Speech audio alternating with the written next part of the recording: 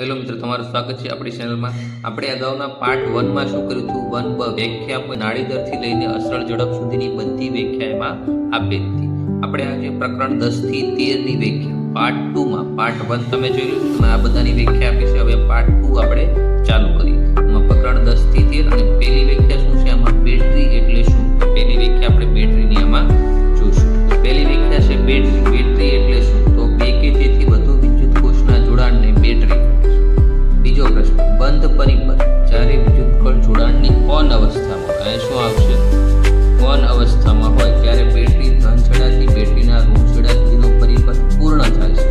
આવા પરિપથને બંધ પરિપથ કહે છે. ત્રીજી વ્યાખ્યા વાસ્તવિક પ્રતિબિંબ. તો પડદા પર રચાતા પ્રતિબિંબને વાસ્તવિક પ્રતિબિંબ કહે છે.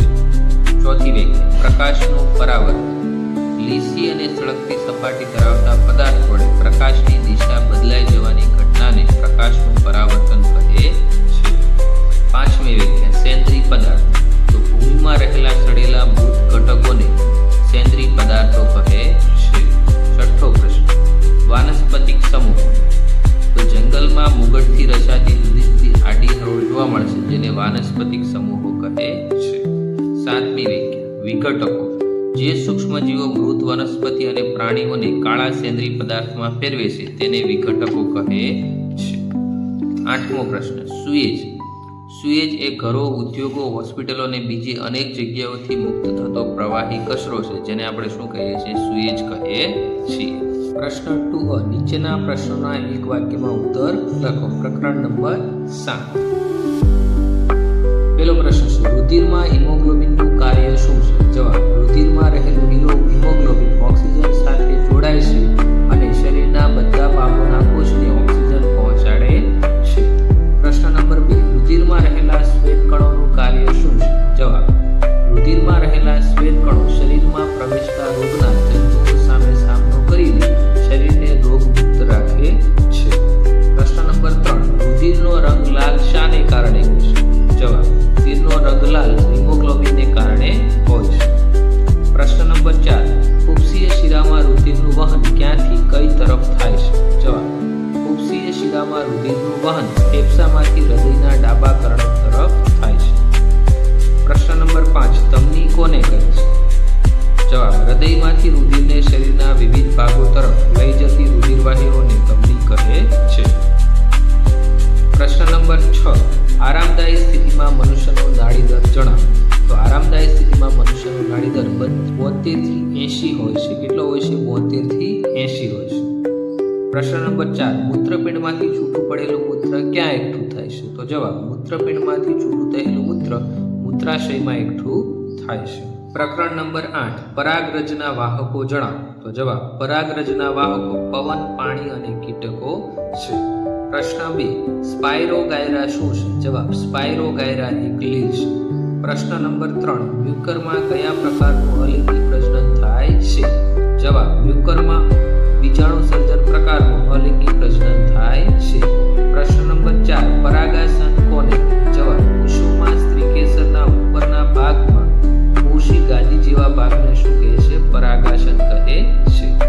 પાંચમો પ્રશ્ન, ફલન બાદ પુષ્પનું શું થાય છે? જવાબ, ફલન બાદ અંડાશય ફળમાં પરિણમે છે, અંડકોમાંથી બીજ બને છે અને પુષ્પના ભાગો ખરી પડે છે. પુષ્પના ભાગો શું થાય છે? ખરી પડે છે. પ્રશ્ન નંબર 6, પરાગનયનમાં પરાગરજનું વહન ક્યાંથી કઈ તરફ થાય છે? જવાબ, પરાગનયનમાં પરાગરજનું વહન પરાગાશયથી પરાગાશય તરફ હોય છે. પ્રશ્ન નંબર 7, બીજ વિકિરણમાં ભાગ ભજવતા પરિબળો જણાવો. જવાબ, બીજ વિકિરણમાં ભાગ ભજવતા પરિબળો પવન, પાણી, પ્રાણીઓ અને પક્ષીઓ છે. ત્યાર પછી પ્રકરણ નંબર 9, કોઈ પદાર્થ ગતિમાં છે તેમ ક્યારે કહેવાય? જવાબ, કોઈ નિયત બિંદુથી સમયની સાથે પદાર્થનું સ્થાન બદલાતું હોય તો તે પદાર્થ ગતિમાં છે એમ કહેવાય છે. બીજો પ્રશ્ન, જાણીતું છાયાયંત્ર ક્યાં આવેલું છે? જવાબ, જાણીતું છાયાયંત્ર દિલ્હીના જંતર મંતરમાં આવેલું છે. પ્રશ્ન નંબર 3, લોલકવાળી ઘડિયાળ પ્રચલિત ન હતી ત્યારે સમયના માપન માટે શાનો ઉપયોગ થતો હતો? જવાબ, લોલકવાળી ઘડિયાળ પ્રચલિત ન હતી ત્યારે સાયંત્રો, જળઘડી અને રેતઘડી જેવા સાધનો સમયના માપન માટે વાપરતા હતા. પ્રશ્ન નંબર 4. લોલકનું એક દોલન પૂર્ણ થયું ક્યારે કહેવાય? જવાબ: લોલકના ગોળાને એક તરફના મહત્તમ સ્થાનાંતર a થી બીજા બાજુના મહત્તમ સ્થાનાંતર b સુધીની ગતિ બાદ તે પાછો પ્રથમ મહત્તમ સ્થાનાંતર a બિંદુએ પાછો ફરે તેને લોલકનું એક દોલન પૂર્ણ થયું કહેવાય. પ્રશ્ન 5. લોલકની લંબાઈ વધારવામાં આવે તો તેના આવર્તકાળમાં શું ફેરફાર થાય? જવાબ: લોલકની લંબાઈ વધારવામાં આવે તો આવર્તકાળ વધે છે. પ્રશ્ન નંબર 6. અંતરવિરુદ્ધ સમયના આલેખમાં x અક્ષ પર અને y અક્ષ પર કઈ રાશિઓ દર્શાવવામાં આવે છે? જવાબ: અંતરવિરુદ્ધ સમયના આલેખમાં x અક્ષ પર સમય અને y અક્ષ પર અંતરને દર્શાવવામાં આવે છે. પ્રશ્ન નંબર 7. એક ટ્રેન અસળ ઝડપે 50 મિનિટમાં 36 કિમી અંતર કાપે છે તો તેની ઝડપ કેટલી ગણાય? તો આપણે શું લખશું? ઝડપનું સૂત્ર શું છે?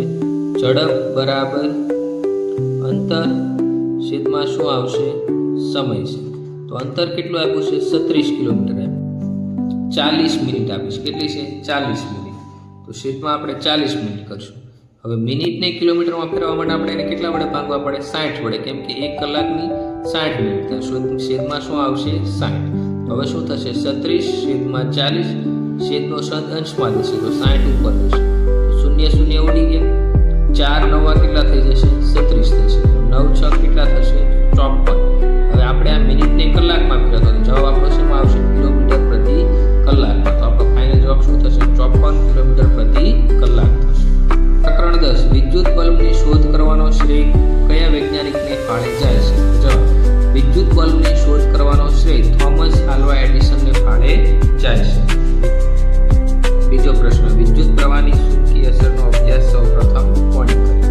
જવાબ: વિદ્યુત પ્રવાહની સૂકી અસરનો સૌપ્રથમ અભ્યાસ ઓરસ્ટેડ નામના વૈજ્ઞાનિકે કર્યો.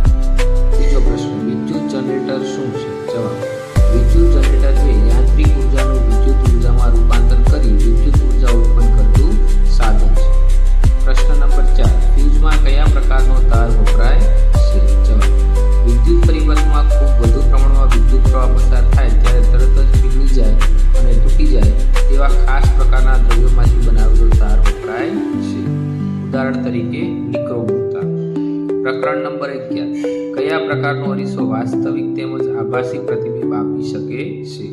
જવાબ: અંતર્ગોળ અરીસો વાસ્તવિક તેમજ આભાસી પ્રતિબિંબ આપી શકે છે. બીજો પ્રશ્ન. બહિર્ગોળ લેન્સ કેવા હોય છે? જવાબ: બહિર્ગોળ લેન્સ વચ્ચેના ભાગમાં જાડો અને કિનારી તરફ પાતળો હોય છે. ત્રીજો પ્રશ્ન. કયા પ્રકારનો લેન્સ હંમેશા આભાસી પ્રતિબિંબ જ આપી શકે છે? જવાબ: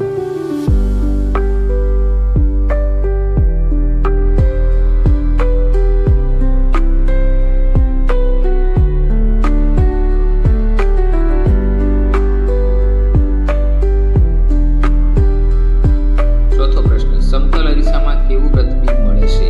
જવાબ: સમતલ અરીસામાં વસ્તુનું પ્રતિબિંબ આભાસી, જતું અને વસ્તુના પરિમાણ જેવડું અને અરીસાની પાછળ મળે છે. પ્રકરણ 12. પ્રશ્ન નંબર 1. જંગલનું તળિયું કેવું હોય છે? જવાબ: જંગલનું તળિયું ઘેરા રંગનું, મૃત અને સડેલા પર્ણો, ફળો, બીજ અને ડાળીઓ અને નાના છોડવાઓની આવૃત હોય છે. બીજો પ્રશ્ન. ફૂગ અને સૂક્ષ્મજીવો શાના પર નભે છે? જવાબ: ફૂગ અને સૂક્ષ્મજીવો મૃત વનસ્પતિ અને પ્રાણીઓની પેશીઓ પર નભે છે. પ્રશ્ન નંબર 3. જંગલના અધિકારીઓ જંગલી પ્રાણીઓની હાજરી શા પરથી ઓળખી શકાય છે? જવાબ: જંગલના અધિકારીઓ જંગલી પ્રાણીઓની હાજરી તેમના મળ અને પગલાઓના નિશાન પરથી ઓળખી કાઢે છે. પ્રશ્ન નંબર 4. પીસ જાડી અને ઊંચું ઘાસ હરણને કઈ રીતે ઉપયોગી છે? જવાબ: કીચવાડી અને ઊંચું ઘાસ હરણને ખોરાક અને રહેઠાણ પૂરું પાડે છે તેમજ રક્ષણ પણ પૂરું પાડે છે. પ્રકરણ નંબર 13. બેક્ટેરિયાથી થતા 2 રોગોના નામ લખો. જવાબ: બેક્ટેરિયાથી થતા 2 રોગના કોલેરા અને બીજું ટાઇફોઇડ છે. મનહોલ્સ એટલે શું? બીજો પ્રશ્ન. મનહોલ્સ એટલે શું? 2 કે 3 ગટર લાઈન મળે અને તેની દિશા બદલે તેવી મોટી ગટરને મનહોલ્સ કહે છે. પ્રશ્ન નંબર 3. કયા પ્રકારના બેક્ટેરિયા કાદવમાંથી બાયોગેસ ઉત્પન્ન કરે છે? જવાબ અજારક પ્રકારના બેક્ટેરિયા કાદવમાંથી બાયોગેસ ઉત્પન્ન કરે છે. પ્રશ્ન નંબર 4. WWTP ના ભારણમાં ઘટાડો કેવી રીતે